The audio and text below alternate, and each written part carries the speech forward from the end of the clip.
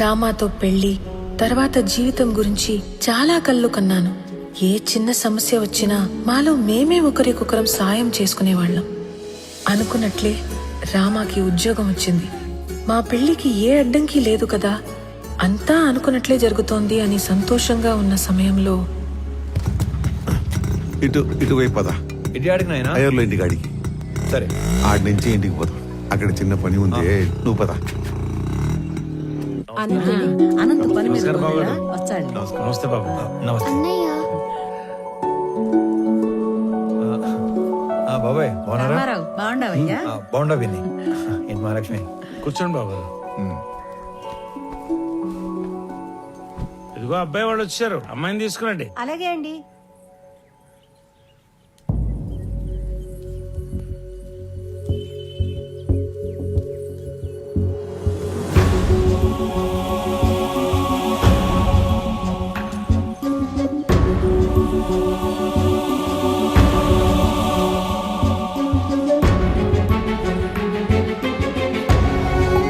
ఒక్కగానొక్క కూతురు, పేరు నందిని.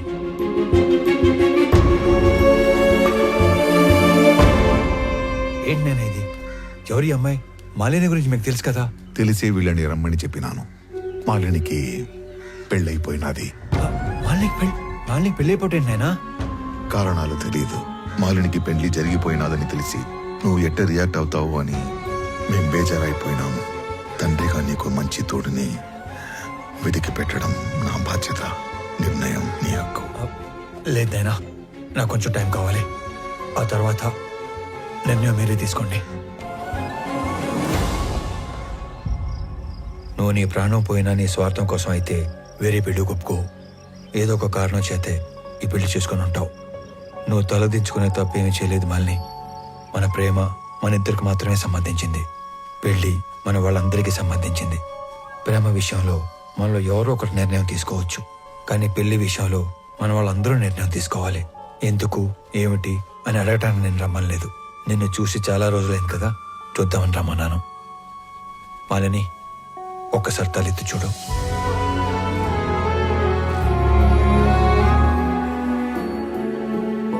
నీకు చెప్పకుండా పెళ్లి చేసుకున్నందుకు నీకు ఏ సమాధానం చెప్పుకోవాలని ఇన్ని రోజులు ఎంత మదన పడ్డానో తెలుసా. ఒక పసిపాపని కిందకి దించినంత తేలిగ్గా నా గుండెల మీద బరువు అంతా దించేశావు. మా నాన్న ఆయన పార్ట్నర్ కొడుకుతో పెళ్లి ఫిక్స్ చేసుకుని వచ్చి ఇంట్లో చెప్పినప్పుడు ఆయన మొహంలో నేను ఎప్పుడు చూడని ఒక ఆనందం చూశాను. ఆ పెళ్లి అప్పాలంటే నేను చేయాల్సిన ఒకే ఒక పని నీ పేరు చెప్పడం. ఆయన మాట పోవటానికి బాధకి కారణం నువ్వు కాకూడదని నీ పేరు చెప్పలేకపోయాను. అంతే, పెళ్లి జరిగిపోయింది.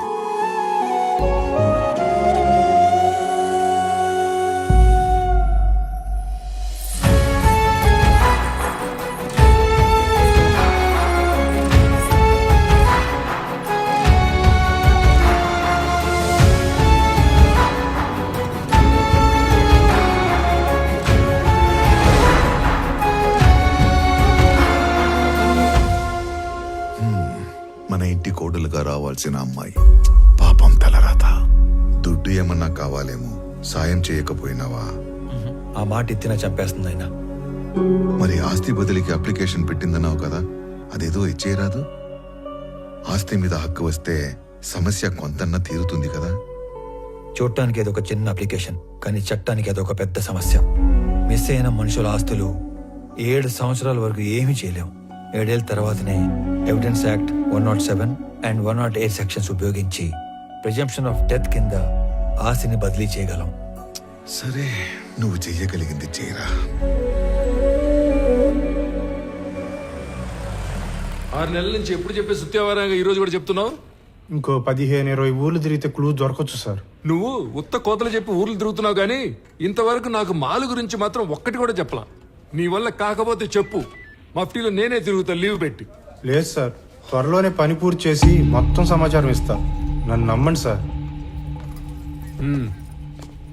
సర్లే, తర్వాత చూద్దాం. నువ్వు సరే సార్. ఏంటో మేజిస్ట్రేట్ గారు ఇటు వచ్చారు, మాతో పనేందో.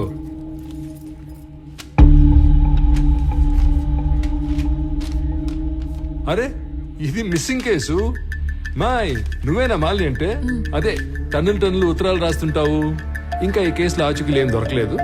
దొరకగానే చెప్తాను. ఇక పోండి. కంప్లైంట్ ఇచ్చి దాదాపు సంవత్సరం అయింది.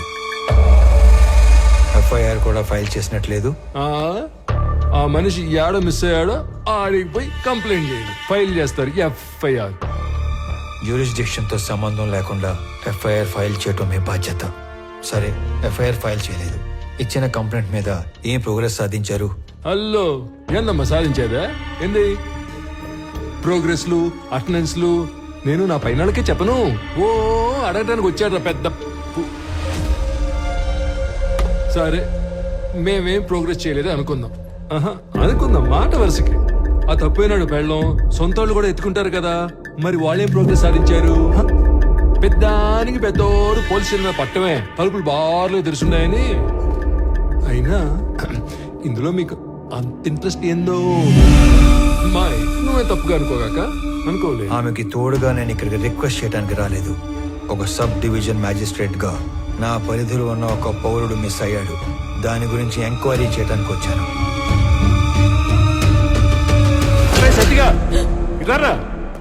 సార్ వాడెవడో సురేంద్ర అంట, ఊరంతా తప్పులు చేసి పారిపోయాడని వేరే ఎవరితోనైనా చీటింగ్ కేసు పెట్టించు. Okay sir. కావాలని కనుమరుగైనట్టు రిపోర్ట్ రాసి వాడి కేసు క్లోజ్ చేయి. ప్రతి ఓడికి జవాబు చెప్పాలంటే దేవుడు రోజుకి 48 గంటలు ఇచ్చినా సరిపోవు. పండి పండి, మేము భోజనాలు పెట్టాం ఇక్కడ. దీని అన్న జీవితం ఎవడెవడో రావడం, అడ్డమైన కానీ అడగటం ఏందో ఇది.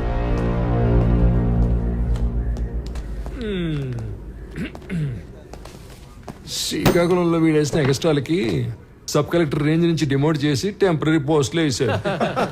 ఏదో పెద్ద హోమ్ మినిస్టర్లా వివరాలు అడుగుతున్నాడు బాబు. అదేదో మనం ఓరకనే కూర్చొని ఆలోచన చెప్పుకుంటున్నట్టు కటింగ్ ఇస్తున్నాడు. ఏంది సార్? మళ్ళీ వచ్చావేంది? ఏదో రాంగ్ కేసు పెట్టి కేసు క్లోజ్ చేద్దాం అనుకుంటున్నావేమో. చీటింగ్ కేసు కాదు ఇది, మిస్సింగ్ కేసు అని నేనే ట్రేస్ చేసి అఫీషియల్ గా నీ చేతే ఇన్వెస్టిగేట్ చేయిస్తా. నువ్వు ఈ స్టేషన్ లో ఛార్జ్ తీసుకున్న తర్వాత 2 లాకప్ డెత్లు జరిగాయి. నిన్ను ఎంక్వైరీ పేరుతో 3 పూట్ల నా ఆఫీస్ చుట్టూ తిప్పి 3 ఏళ్ళు ఇంట్లో కూర్చోబెడతాను.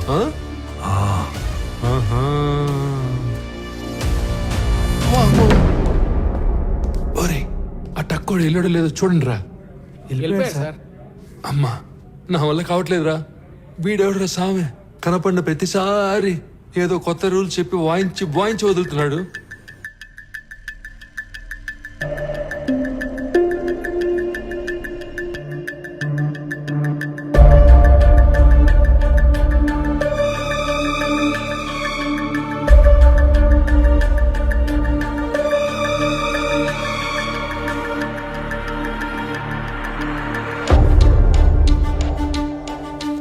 ఇతనే వర్మ.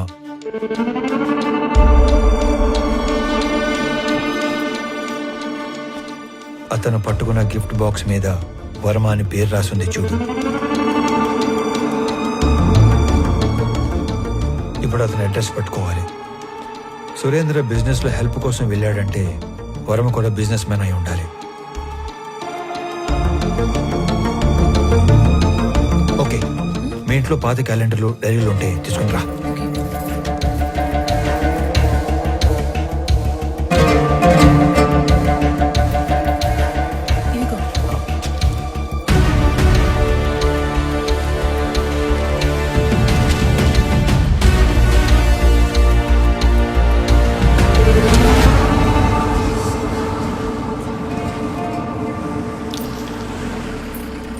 పాపా, వర్మ గారు ఉన్నారమ్మా?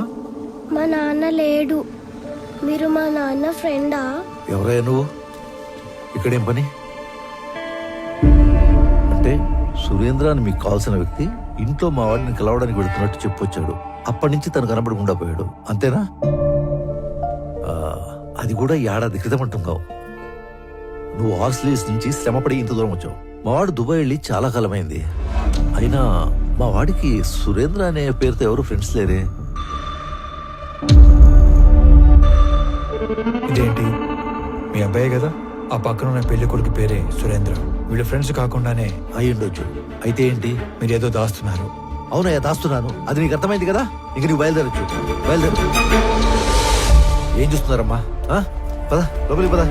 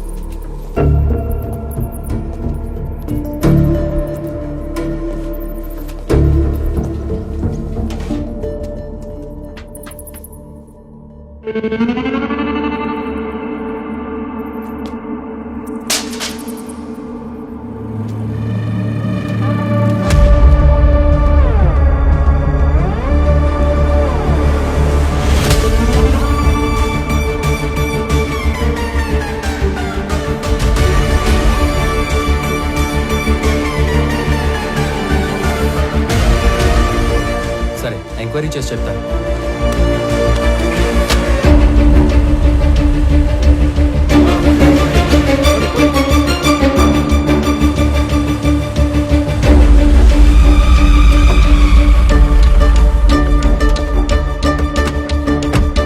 నమస్తే సార్. నమస్తే సార్. మీరు అడిగిన డీటెయిల్స్ ఇందులో ఉన్నాయి సార్. ఓకే, ఒక 2 minutes. ఇటు వచ్చేయండి.